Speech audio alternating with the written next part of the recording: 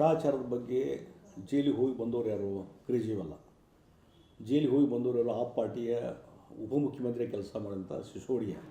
ಇವರೆಲ್ಲ ಜೈಲಿಗೆ ಹೋಗಿ ಬಂದಾರ. ಒಂದು 8-10 ಜನ ಆಪದ ಸರ್ಕಾರದಲ್ಲಿದ್ದ ಮಂತ್ರಿಗಳು ಜೈಲು ಕಂಡು ಬಂದಿಲ್ಲ. ಕೆಲವರು ಜೈಲಿನಲ್ಲೇ ಅದಾರ, ಅದು ಕರಪ್ಷನ್ ಚಾರ್ಜಸ್ ಮೇಲೆ. ಹೀಗಾಗಿ ಇವು ಬೇರೆಯವ್ರ ಬಗ್ಗೆ ಕರಪ್ಷನ್ ಬಗ್ಗೆ ಮಾತಾಡಲಿಕ್ಕೆ ಏನು ನೈತಿಕತೆ ಇದೆ?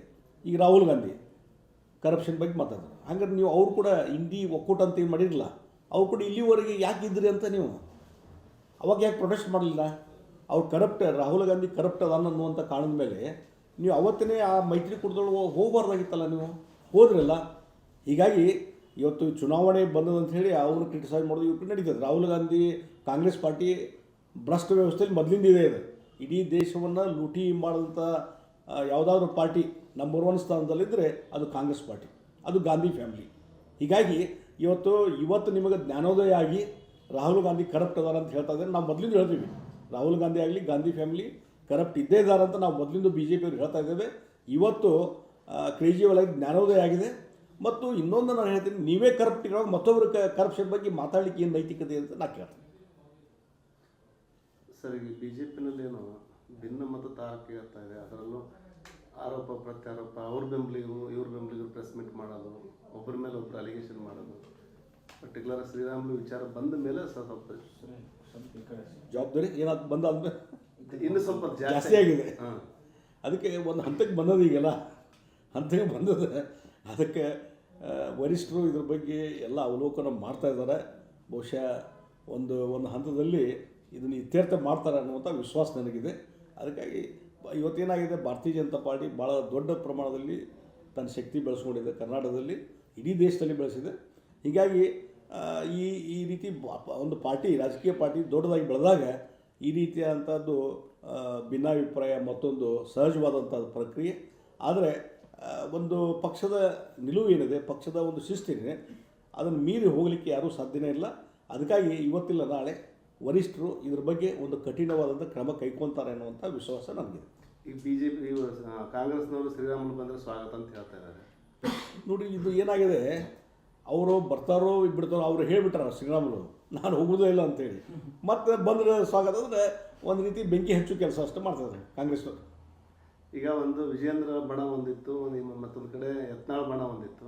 ಈಗೇನು ತಟಸ್ಥ ಬಣ ಅಂತ ಅಂದ್ಕೊಂಡಿದ್ದಂಥ ಬಣದಲ್ಲೂ ಸಹ ಈಗೇನು ಕಿತ್ತಾಟ ನಡೀತಾ ಇದೆ. ಅದಕ್ಕೆ ಇವು ಯಾವುದೇ ಬಣ ಇರಲಿ, 1 ಇರಲಿ 2 ಇರಲಿ 3 ಇರಲಿ, ಅದ್ರ ಬಗ್ಗೆ ನಾನು ಹೆಚ್ಚಿಗೆ ಮಾತಾಡೋಕ್ಕೆ ಹೋಗೋಲ್ಲ. ಇದೆಲ್ಲವೂ ವರಿಷ್ಠ ಗಮನದಲ್ಲಿದೆ. ಆದಷ್ಟು ಬೇಗನೆ ಇದಕ್ಕೆ ಒಂದು ಅತ್ಯಂತ ಒಂದು ಅಂತಿಮವಾದಂಥ ಒಂದು ನಿರ್ಧಾರಗಳನ್ನು ನಮ್ಮ ರಾಷ್ಟ್ರದ ವರಿಷ್ಠರು ಮಾಡ್ತಾರೆ. ಅಲ್ಲ, ಒಂದೇನು ಶಿಸ್ತಿನ ಪಕ್ಷ ಅಂತ ಹೇಳ್ತಾರೆ, ಶಿಸ್ತು ಕ್ರಮ ಕೈಗೊಳ್ಳಾರ್ದಷ್ಟು ವೀಕ್ ಆಗಿಬಿಡುತ್ತಾ ಹೈಕಮಾಂಡ್ ಅಂತ? ಇಲ್ಲ ನೋಡಿ, ಅದಕ್ಕೆ ನಾನು ಹೇಳಿದಿಲ್ಲ, ಪಾರ್ಟಿ ಭಾಳ ಬೆಳೆದು ಬಿಟ್ಟದೆ. ಹೀಗಾಗಿ ಸ್ವಲ್ಪ ಇವೆಲ್ಲ ಸಹಜವಾದಂಥದ್ದು. ಅದನ್ನು ಸರಿ ಮಾಡುವಂಥ ಕೆಲಸ ಮಾಡೇ ಮಾಡ್ತಾರೆ. ಹೈಕಮಾಂಡ್ ಸ್ಟ್ರಾಂಗ್ ಇದೆ. ಇವತ್ತಿಲ್ಲ ನಾಳೆ ಅದು ಸರಿ ಮಾಡುವಂಥ ಕೆಲಸ ಅವ್ರು ಮಾಡೇ ಮಾಡ್ತಾರೆ. ಸರ್, ಭಾರತೀಯ ಜನತಾ ಪಕ್ಷದ ರಾಜ್ಯಾಧ್ಯಕ್ಷ ಸ್ಥಾನಕ್ಕೆ ಚುನಾವಣೆ ಪ್ರಕ್ರಿಯೆಗಳು ಹೇಗೆ? ಇಲ್ಲಿ ನೋಡಿ, ಒಂದು ಚುನಾವಣಾ ವ್ಯವಸ್ಥೆ ಅನ್ನುವಂಥದ್ದು ಇರ್ತದೆ. ಹಿಂದೆಲ್ಲ ಭಾಳ ನಾನು 30-35 ವರ್ಷದಿಂದ ನೋಡ್ತಾ ಇದ್ದೇನೆ. ಇವತ್ತು ರಾಜ್ಯಾಧ್ಯಕ್ಷರ ಆಯ್ಕೆ, ಜಿಲ್ಲಾಧ್ಯಕ್ಷರ ಆಯ್ಕೆ, ರಾಷ್ಟ್ರೀಯ ಅಧ್ಯಕ್ಷರ ಆಯ್ಕೆ, ಕಾಂಟೆಸ್ಟು ಮತ್ತೊಂದು ಇರ್ತದೆ. ಒಂದು ಅಭಿಪ್ರಾಯ ತೆಗೆದುಕೊಂಡು ಸರ್ವಾನುಮತದ ಒಂದು ಸರ್ವಸಮ್ಮತವಾದಂಥ ಅಧ್ಯಕ್ಷನ ಮಾಡುವಂಥ ಕೆಲಸ ವರಿಷ್ಠರು ಯಾವಾಗಲೂ ಮಾಡ್ಕೊಂಡು ಬಂದಿದ್ದಾರೆ. ಅದಕ್ಕಾಗಿ ಈ ಚುನಾವಣೆ ಅನ್ನುವಂಥದ್ದು ಒಂದು ಪ್ರೊಸೆಸ್ಸು. ಕೊನೆಗೆ ಎಲ್ಲರ ಅಭಿಪ್ರಾಯ ತೆಗೆದುಕೊಂಡು ಸರ್ವಾನುಮತದ ಒಂದು ಅಧ್ಯಕ್ಷನ ಮಾಡುವಂಥದ್ದು, ಅದು ರಾಜ್ಯದ್ದಿರ್ಬೋದು, ರಾಷ್ಟ್ರದ್ದಿರ್ಬೋದು, ಜಿಲ್ಲಾಧ್ಯಕ್ಷರು ಅದನ್ನು ಮಾಡೇ ಮಾಡ್ತಾರೆ. ಸರ್, ಈಗ ವಿಜೇಂದ್ರ ಇನ್ನೊಂದು ಅವಧಿ ಮುಂದುವರಿಬೇಕಂತಾರೆ, ಯತ್ನಾಳ್ ಬೇಡ ಅಂತಾರೆ ಅವ್ರ ಬನ. ನೋಡ್ರಿ, ಅದು ಮುಂದುವರಿಬೇಕು ಮತ್ತು ಬೇಡ ಅನ್ನೋದು ಕೊನೆಗೆ ನಿರ್ಧಾರ ಕೈಗೊಳ್ಳೋದು ವರಿಷ್ಠ ನಿರ್ಧಾರ ಕೈಗೊಳ್ತಾರೆ. ಡ್ಯಾಮೇಜ್ ಕಂಟ್ರೋಲ್ ಆಗ್ತದೆ ಅಂತೀರಿ? 100%. ನೋಡಿರಿ, ಈಗ ಕಾಂಗ್ರೆಸ್ ಪಾರ್ಟಿ ಒಡೆದು ಎಷ್ಟು ಚೂರಾಗ್ಯಾವು. ಜನತಾ ದಳ, ಜನತಾ ಪರಿವಾರ ಅಂತಿರಲ್ಲ, ಎಷ್ಟು ಸಲ ಡಿವೈಡ್ ಆಗ್ಯಾವು. ಕಾಂಗ್ರೆಸ್ ಪಾರ್ಟಿ ಎಷ್ಟು ಡಿವೈಡ್ ಆಗ್ಯಾವು. ಇಲ್ಲಿ ಹಿಂದಿನ ಹಿಸ್ಟ್ರಿ ತೊಗೊಳ್ರಿ, ಕಳೆದ ಒಂದು 60-70 ವರ್ಷದ್ದು ಜನಸಂಘದಿಂದ ಇಲ್ಲಿವರೆಗೆ ಭಾರತೀಯ ಜನತಾ ಪಾರ್ಟಿ ಎಂದೂ ಡಿವೈಡ್ ಆಗಿಲ್ಲ. ಒಂದು 4 ಜನ ಲೀಡರ್ಸ್ ಹೊರಗೆ ಹೋಗ್ತಾರೆ, ಬರ್ತಾರೆ, ಆದರೆ ಪಾರ್ಟಿ ಎನ್ನುವಂಥದ್ದು ಎಂದೂ ಡಿವೈಡ್ ಆಗಿಲ್ಲ. ಈಗ ಇವ್ರದ್ದು NCP ಡಿವೈಡ್ ಆಯಿತು 2, ಶಿವಸೇನಾ ಡಿವೈಡ್ ಆಯಿತು 2. ಆ ರೀತಿ ಜನತಾ ಪರಿವಾರ ಎಷ್ಟು ಡಿವೈಡ್ ಆಗಿಲ್ಲ. ಇಲ್ಲಿ JDS, ಆಮೇಲೆ ಅಲ್ಲಿ ಜನತಾದಳ ಬಿಜು ಪಟ್ನಾಯಕ್ ಅವ್ರ ಮೊದಲು ಜನತಾದಳಗೆ ಇದ್ದರು. ಮುಲಾಯಂ ಸಿಂಗ್ ಯಾದವ್ ಎಲ್ಲ ಜನತಾ ಪರಿವಾರದಾಗಿದ್ದರು, ಲಲ್ಲೂ ಪ್ರಸಾದ್ ಇದ್ರಾಗಿದ್ದರು ಜನತಾದಳದಾಗೆ, ಎಲ್ಲ ಡಿವೈಡ್ ಆಗಿಲ್ಲ. ಆದರೆ ಭಾರತೀಯ Janata party as A party ಎಂದೂ ಡಿವೈಡ್ ಆಗಿಲ್ಲ. ಇಂಡಿವಿಜುವಲ್ಸ್ ಹೋಗ್ಬೋದು ಬರ್ಬೋದು ಅಷ್ಟೇ. ಸರ್, ಈಗ ರಾಧಾ ಮೋಹನ್ ದಾಸ್, ನಡ್ಡಾ ಕೆಲವು ರಾಜ್ಯದ ಬೆಳವಣಿಗೆ ಕುರಿತಂತೆ ಹಿರಿಯ ನಾಯಕರ ಸಲಹೆ ಪಡೆದಿದ್ದಾರೆ, ನಿಮ್ಮನ್ನು ಪಡೆದಿದ್ದಾರಾ ಅಂತ? ಈ ಸದ್ಯಕ್ಕೆ ನನ್ನ ಕರೆದಿಲ್ಲ, ನಾನು ಕೂಡ ಕನ್ಸಲ್ಟೇಷನ್ ಇದು ಮಾಡಿ. ಸರಿ, ಫೈನಾನ್ಸ್, ಮೈಕ್ರೋ ಫೈನಾನ್ಸ್, ಈ ಮೈಕ್ರೋ ಫೈನಾನ್ಸ್ ಬಗ್ಗೆ ಹೇಳೋದಾದರೆ, ಇದು ಭಾಳ ವರ್ಷದಿಂದ ಈ ಮೈಕ್ರೋ ಫೈನಾನ್ಸು ಒಂದು ಕಡೆ ಮೈಕ್ರೋ ಫೈನಾನ್ಸು, ಇನ್ನೊಂದು ಕಡೆ ಖಾಸಗಿ ವ್ಯವಹಾರಗಾರ, ಮನಿ ಲೆಂಡರ್ಸ್.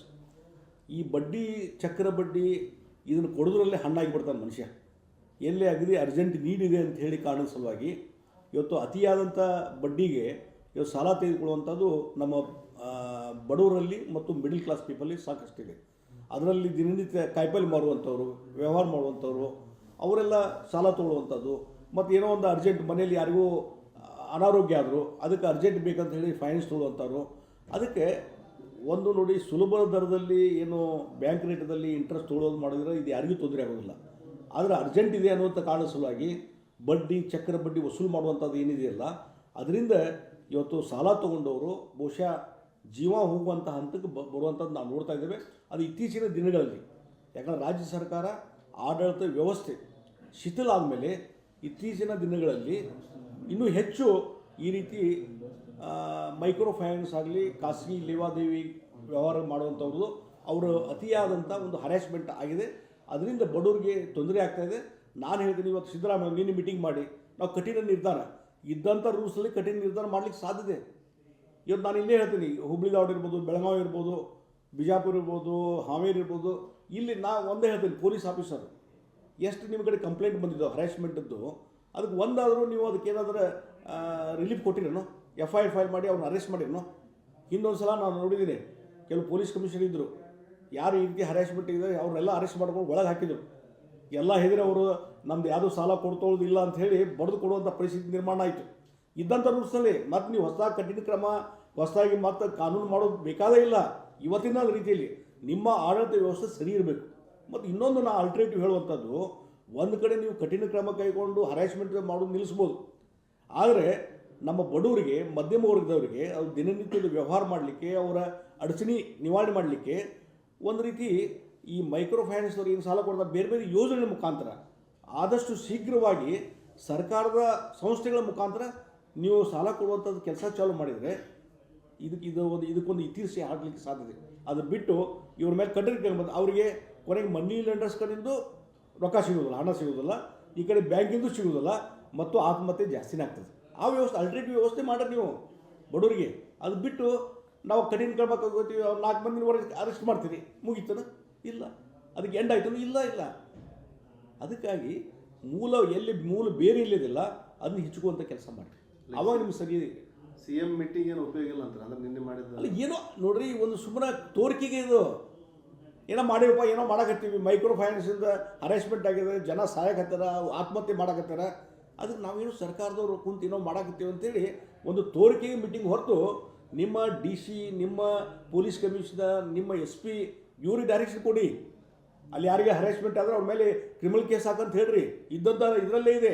ಅದು ಬಿಟ್ಟು ಸುಮ್ಮನೆ ತೋರಿಕೆಗೆ ಒಂದು ಮೀಟಿಂಗ್ ಮಾಡಿ ನಾವು ಕಠಿಣ ಕ್ರಮ, ಹೊಸ ಕಾನೂನು ತೊಗೊಂಬರ್ತೀವಿ, ಇದ್ದ ಕಾನೂನಲ್ಲಿ ಉಪಯೋಗ ಮಾಡೋಕ್ಕಾಗಿಲ್ಲ ನಿಮಗೆ, ಇನ್ನೇನು ಮಾಡ್ತೀರಿ?